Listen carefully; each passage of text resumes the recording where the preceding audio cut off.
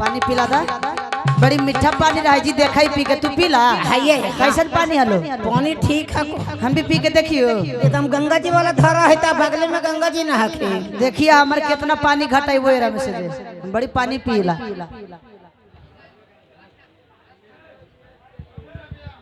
ज्यादा पानी ना पिया, शरद गर्मी पकड़ ले तो हर्जा करते हैं न जी।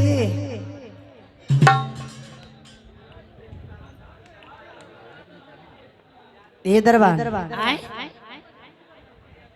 तुलसी चौरानाथ पर तो पहुंच गई है। अच्छा तो अगर बाती सुलगा के देता हम इंद्र भगवान के पूजा कर लेते हैं। हाँ करा ना, चला ठीक बा।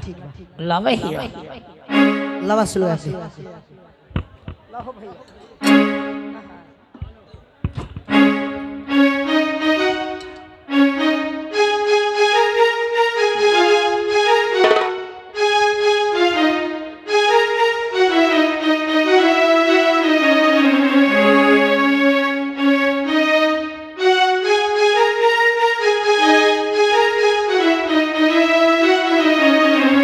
मास्टर वाह।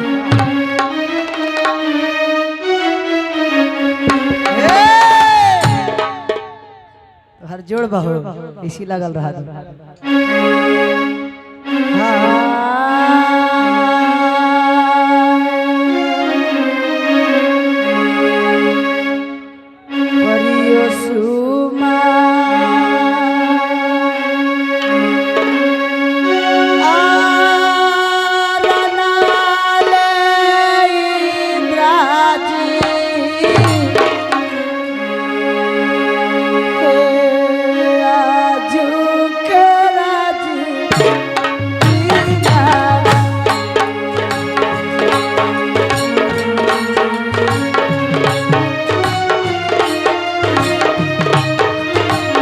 या इंद्र भगवान ऊपर से हर हरा हूँ तो जरा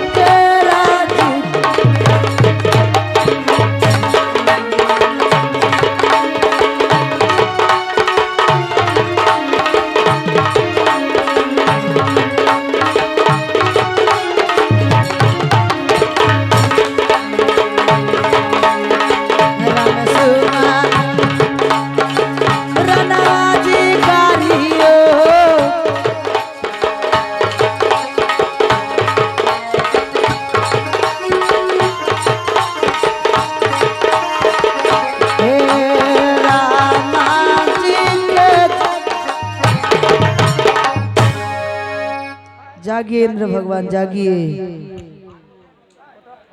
बेटी रेशमा, मैं आकाश मार्ग से देवराज इंद्र बोल रहा हूँ। तुम किस लिए मुझे याद किया है बेटी?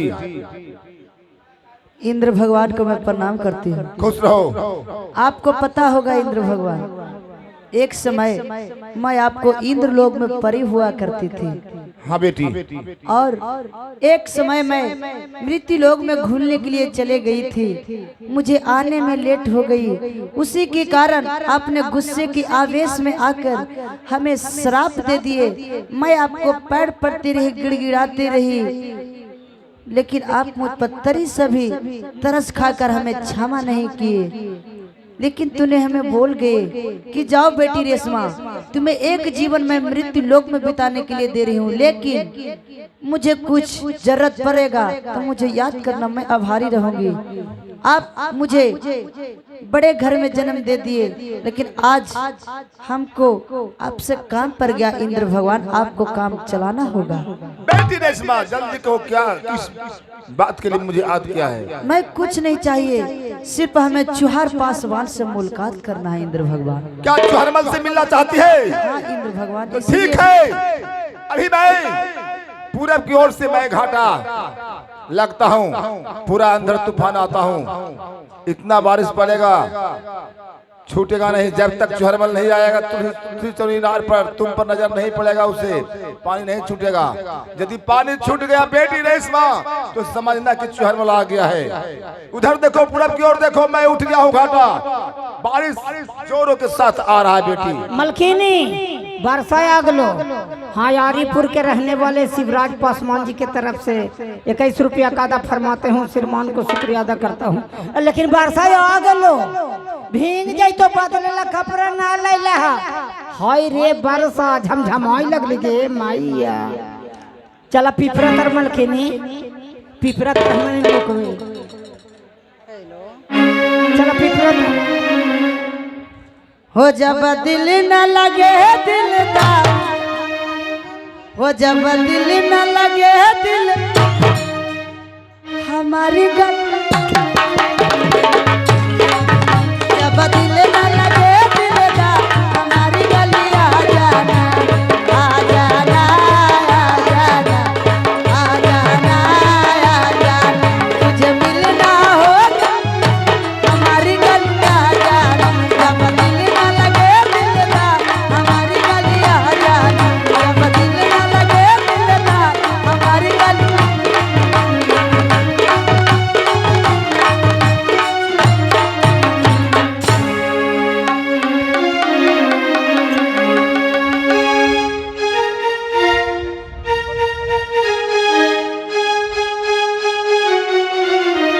जब ये बात जान गया आदि शक्ति माँ दुर्गा तो जान गई कि अब बारिश नहीं छूटेगा, तो आदि शक्ति माँ दुर्गा भवानी चुहरमल के टुटली झोपड़ी में जाकर चुहरमल को जगाकर एक कहने के लिए जा रही है।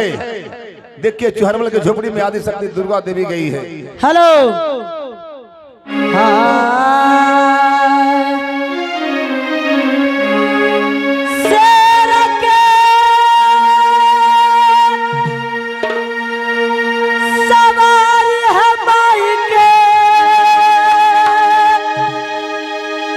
हाथ में ढाला तलवार आइया तवा दरिया मारी, शेर के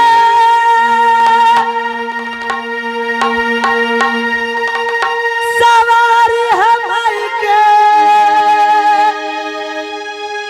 हाथ में ढाला तलवार आइया तवा दरिया मारी। ये पता सा भक्त पर हो गेलन सहाय, अतावा दरिया में माई, भक्त पर हो गेलन सहाय, अतावा दरिया। शेर के सवारी हमारी के ढाल तलवार, अतावा दरिया में माई, शेर के सवारी हमारी के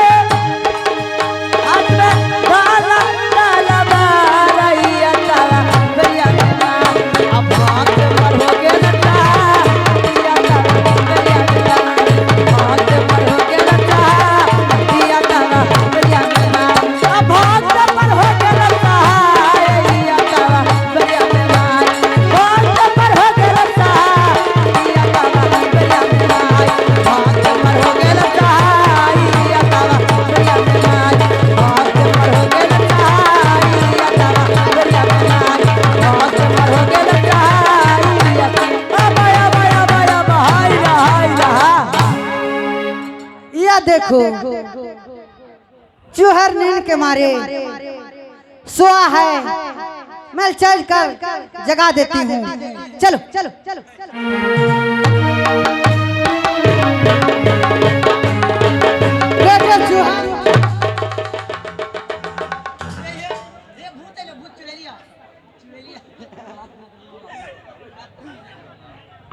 हेलो हेलो हेलो हेलो माँ देवी के चरणों में प्रणाम करता हूँ। खुशी रहो बेटे। हे माँ देवी, सुनो सुनो सुनो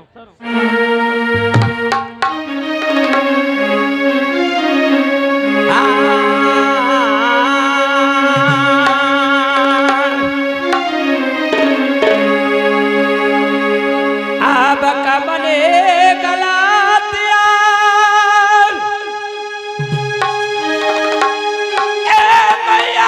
हमारा से भैलो जीना,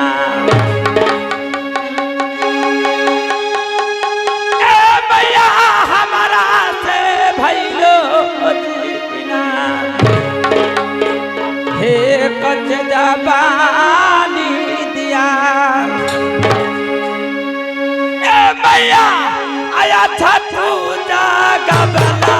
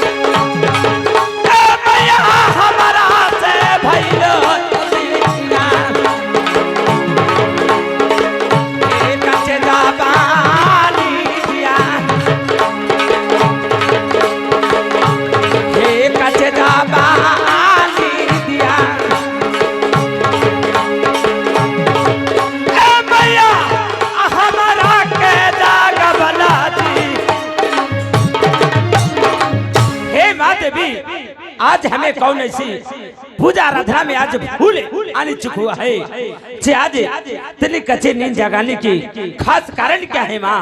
बेटे चुहर, तेरा से कोई पूजा में गलती नहीं हुआ है बेटे। तो माँ कच्चे नींद जगाने के कारण क्या है? कारण यह है बेटे, किराने रेशमा तुलसी चौड़ा इनार पर जाकर बेटे अच्छा इंद्र भगवान का आवाहन किया है। इंद्र भगवान ने खूब बारिश बरसाए हैं बेटे।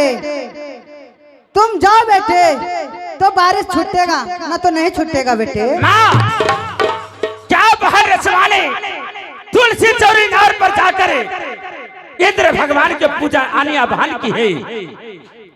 इंद्र भगवान ने बारिश बरसा रही है और जब तक मैंने तुलसी चौरा नार पर नहीं जाऊंगा तो बारिश नहीं छूटेगा। नहीं बेटे।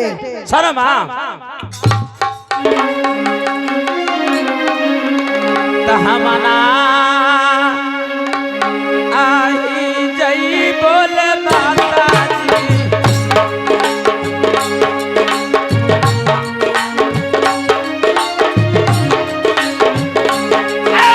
हमना ही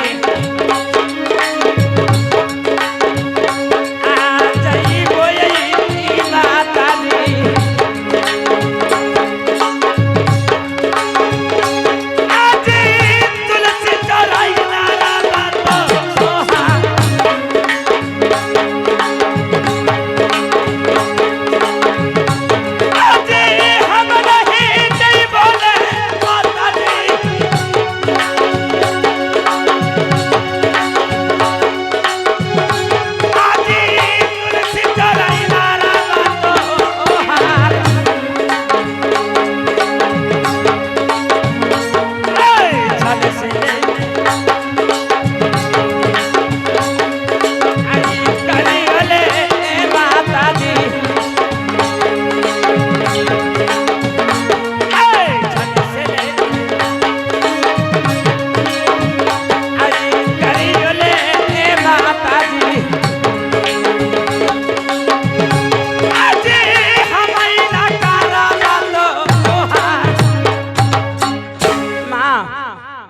तुलसी चौरा इनार जाने से इनकार करता हूँ। क्या बेटे चूहर, तुलसी चौड़ा इनार पर जाने से इनकार करता है? हाँ माँ। नहीं बेटे, अगर तुम नहीं जाएगा तो जितना तुर्कान में जीव जंत होगा बेटे, मरेगा तो तुम्हारा देह पे पाप आएगा बेटे, तुम जाओ। तुलसी चौरा इनार पर यदि मैं नहीं जाया तो जितना जीव जंतु मोकमा दरबार का जितना जीव जंतु मरेगा सारा हमारे ऊपर पाप लगेगा। हाँ बेटे चूहर। हे माँ, यदि इतने से बात बोलती हो तो माँ, अगर बहन रसवाने हमारे प्रेम प्यार ने पागल हो चुके हैं, अगर मैंने तुलसी चौराइनार पर चला गया तो प्रेम प्यार करने के लिए वो भी पागल फिर भी हो जाएगी, इसलिए मैंने जाने से इनकार करता हूँ। लेकिन यदि ऐसा बात बोलती है माँ तो सुनो।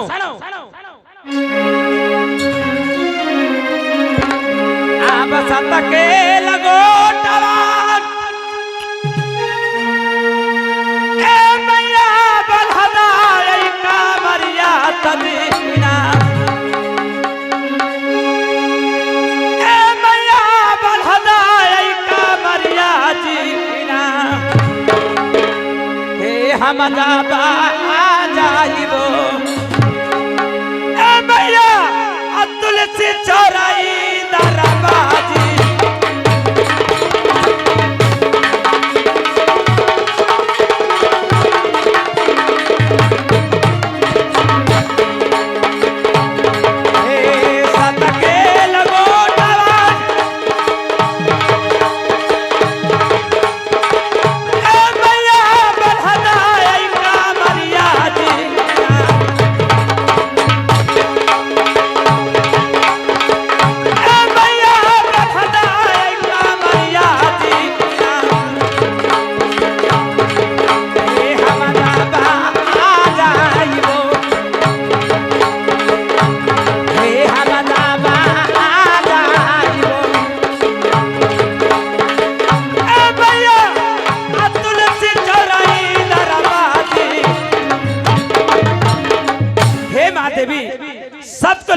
इसलिए बना रहा हूँ कि अपने बहन रसवा से मैं सत को बचा सकूं। ठीक है बेटे, अब सत का लंगोटा बहान दिया, अब तुम जाओ बेटे। माँ, अगर तेरे कमर में सत का लंगोटा तूने बांध दी है, चलिए श्रीमान भोला पासवान जी की तरफ से 51 रुपये का पुरस्कार हमारे कंपनी को से धन्यवाद करता हूँ। हे माँ, अगर तेरे साथ का लंगोटा हमारे कमर में बांधी है, अगर साथ का लंगोटा बांध के मैं चल गया तो अपना सत्य में जरूर बचाऊंगा, लेकिन इस भेष में अगर मैं तुलसी चौराइनार पर चला जाता हूँ तो बहन रसवा ने अगर देखेगी तो प्रेम प्यार करने के लिए पागल हो जाएगी। लेकिन माँ, इस भेष में मैं नहीं जाना चाहता हूँ। सुनो,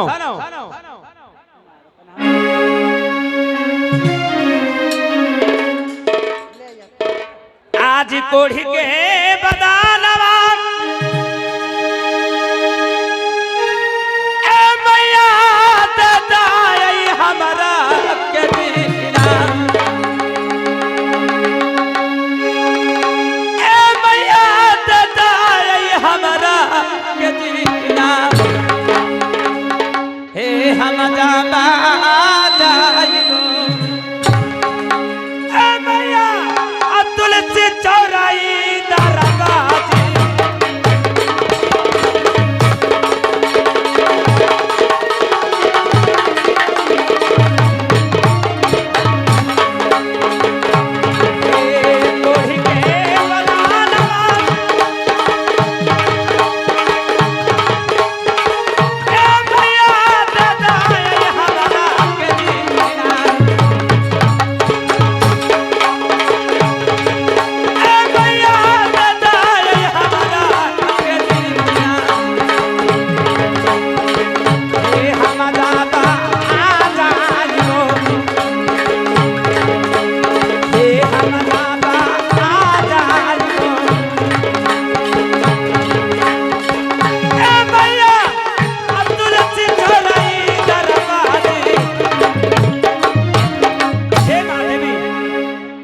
भैया इसको आवाज जरा उठाइए ना, काम क्यों कर रखे हैं।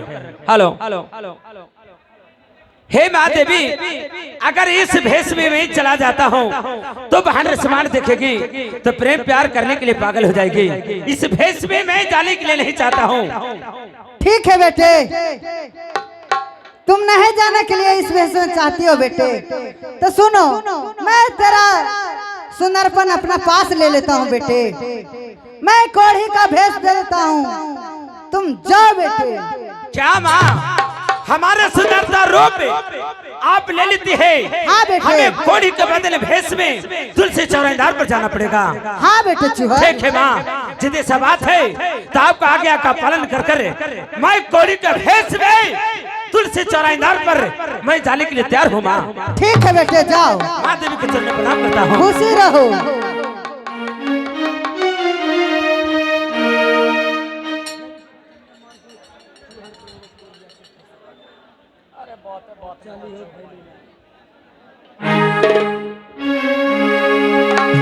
हेलो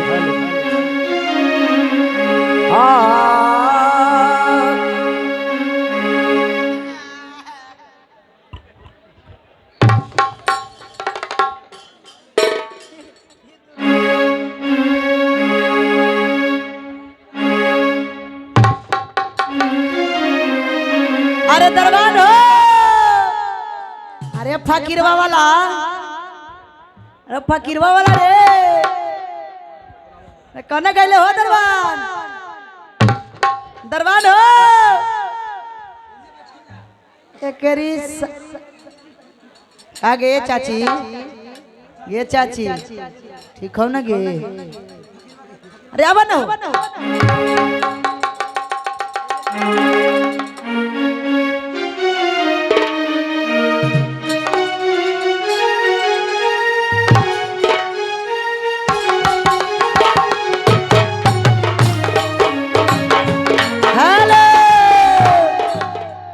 जाके सूत रहा, रूम खाली बा। ये दरबार सुना ना हो, एगो गाना का भाव लगल बा, तनी सुना। का बरसा पर रहला था। अरे चला तो तकला बोल बतिया के टाइम पास कर।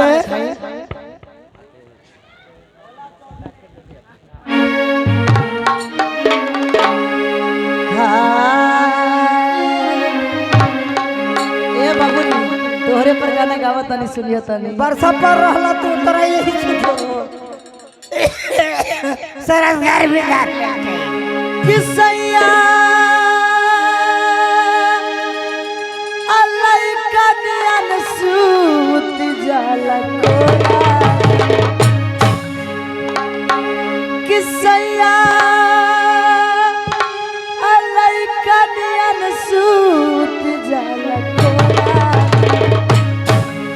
ना तोरा फेरा में बतासा ना चिरवाई दिया के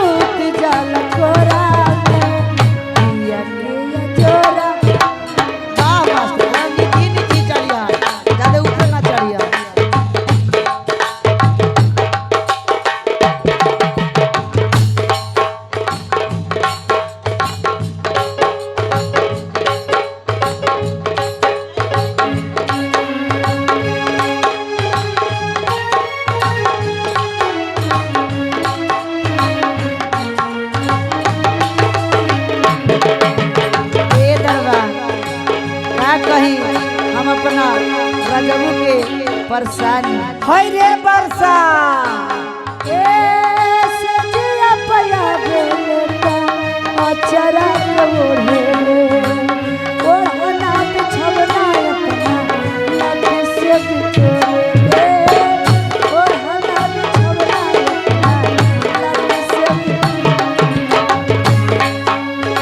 ए तनी भाव में रहे के चाहिए।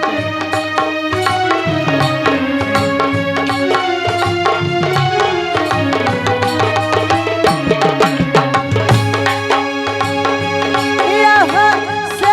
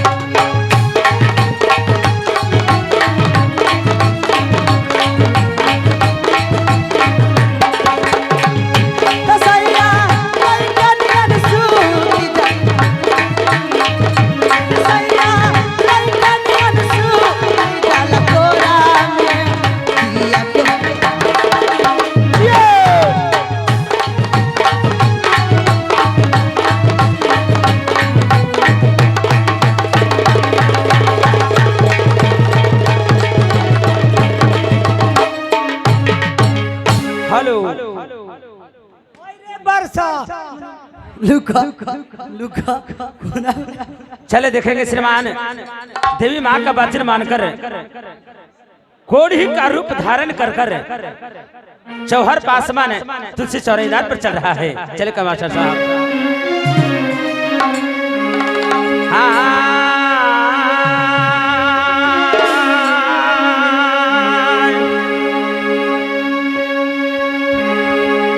पानी के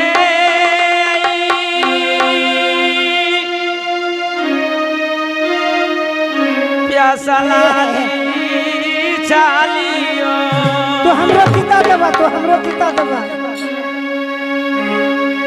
तुलसी चौराही दरवाजी चालियो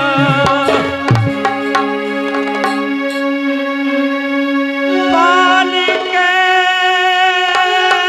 प्यासला आज चालियो